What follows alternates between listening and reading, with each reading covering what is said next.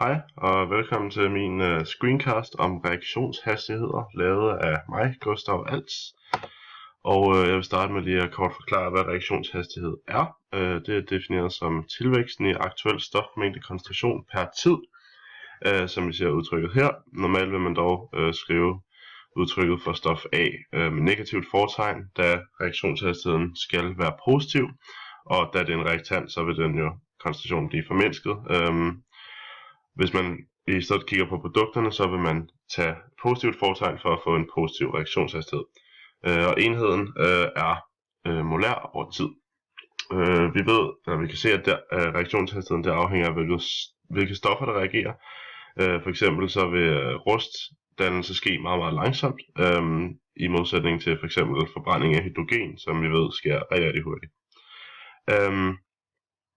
Og hvis man kun betragter en reaktion i forhold til stof A, så kan man skrive et hastighedsudtryk, som ser sådan her ud, hvor det så er reaktionshastighed er lige med hastighedskonstanten gange stofmængdekoncentrationen af stof A i opløftet i reaktionsordenen. Og jeg vil komme lidt nærmere ind på reaktionsordenen senere. Så vil jeg kort lige forklare, hvad formel og aktuel stofmængdekoncentration er. Og formel, det er, hvis man blander en bestemt mængde stof ned i en væske, så kigger man på, hvad koncentrationen er, før en mulig reaktion vil ske. Hvorimod en aktuel stofmængdekoncentration er, kigger man så efter, at den her ionisering er sket. Hvis der vil ske sådan en ionisering, så det er ligesom, som navnet siger, den aktuelle koncentration. Og enheden for begge er mol per liter, som vi kender som molær. Og de her to, det kan så have en effekt på reaktionshastigheden, alt efter hvilken en af dem man kigger på. Ja, og så vil jeg kort snakke om aktiveringsenergi og reaktionsmekanisme. Og aktiveringsenergi, det er altså den mængde energi, der skal til, for at en reaktion den kan forløbe. Og det vil man typisk øge energien ved at øge temperaturen. Dermed vil molekylerne bevæge sig hurtigere, og der er større chance for de her gunstige sammenstød. Reaktionsmekanisme, det er hvor man opdeler en given reaktion i de elementære reaktioner, som sker, fordi en større reaktion, den vil ikke ske.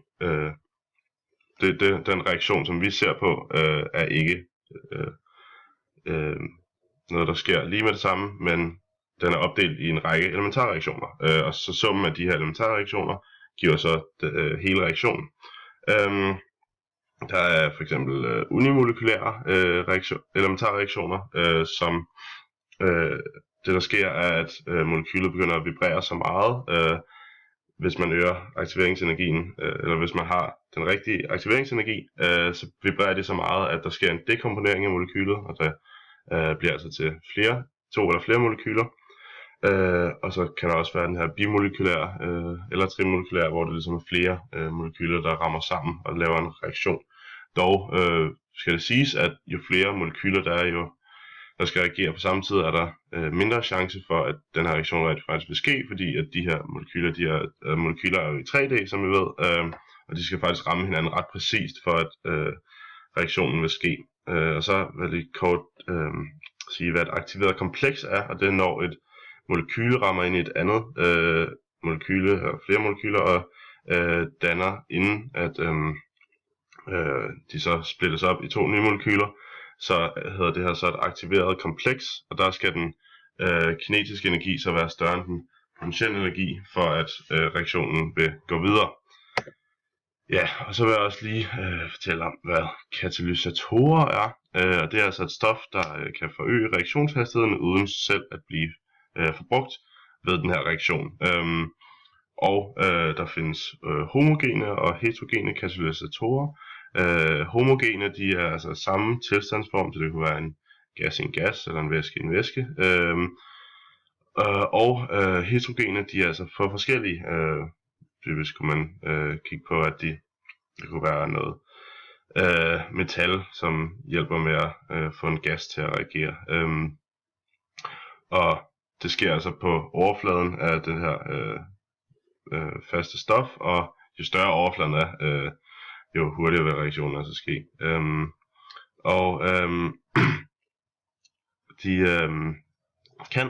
Sådan en katalysator kan reagere, men den vil så gå tilbage til sin originale form i slutningen af reaktionen, og derved ikke blive forbrugt. Katalysatorer bliver brugt i mange videnskabsformer ude i verden til produktion af ting, da det kan mindske aktiveringsenergien, og derved kræver det meget mindre energi for virksomheder at lave deres kemikalier, for eksempel. I kroppen der ser vi katalysatorer, som også hedder enzymer, der hjælper kroppen med at nedsætte aktiveringsenergien. Og så vil jeg snakke om, hvilke faktorer, der kan have indvirkning på reaktionshastigheder, og i forhold til den øvelse, vi har lavet. Den første, jeg vil snakke om, det er så koncentrationen, og det giver lidt sig selv, at jo flere molekyler der er i en given form, så jo flere reaktioner vil der ske, fordi der er større chance for, at der sker de her gunstige sammenstød. Og i vores øvelse, der kunne vi jo så ret klart se, at det var tilfældet, da vi blandede 5 ml af det her 0,4 molær Na2SO2O3 og 25 ml 0,4 molær saltsyre med 10 ml vand. Det giver altså en reaktionshastighed på 0,0175 molær per sekund. Og så blandede vi så 20 ml Na2S2O3 og 20 ml saltsyre. Det var så uden vand, og der fik vi så en reaktionshastighed på hele 0,06 molær per sekund. Og det er altså næsten en firedobling ved at øge koncentrationen. Udover dem vi så i vores øvelse, så findes der også heterogene. Der findes katalysatorer, hvor der er heterogene, som jeg også snakker lidt om før, hvor det er så overfladen på de her faste stof, som så dikterer, hvor hurtigt reaktionen sker. Jo større overflade, jo hurtigere sker reaktionen. Og så er der også en inhibitor, som så er det modsatte af en katalysator, der formindsker reaktionshastigheden.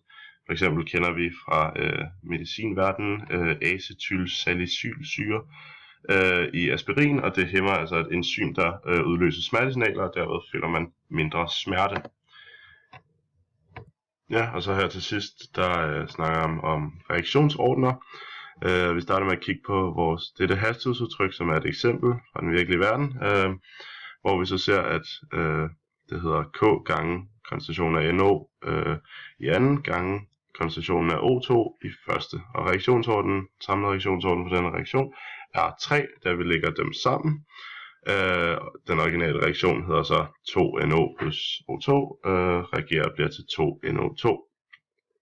Generelt kan vi sige, at en 0. ordens reaktion giver en ret linje, når man plotter koncentration per tid, og en første ordens reaktion giver et eksponentiel funktion, og det gør et anden ordens reaktion også. Her vil jeg lige vise, hvordan man kan sige, hvorfor man kan sige, at den første ordens reaktion giver en eksponentiel funktion. Det kan vi først sige ved at tage vores hastighedsudtryk, hvor vi så tager negativ fortegn, fordi det er reaktanter, og vi siger d i stedet for delta, fordi det skal være, så indikerer vi, at inkrementerne er tæt på 0. Og her der har vi så vores hastighedsudtryk, hvor n er 1, så det kommer bare til at det her. Vi kan så sætte dem lige hinanden, hvilket giver os en fin differentialligning. Og der kan vi så først isolere minus til a, og så bagefter tage a over på den anden side her, sådan der, og så kan vi så integrere på det her udtryk, for så at finde dette udtryk hernede, som jo faktisk bare kan omskrives til det her, hvor vi så ved at kigge her kan se, at det er et eksponentiel funktion, og derved kan vi så også bestemme, hvis vi har noget data, at hvis man plotter stofmængdekoncentrationen per tid, vil det så give et logaritmisk funktion, da der er tale om,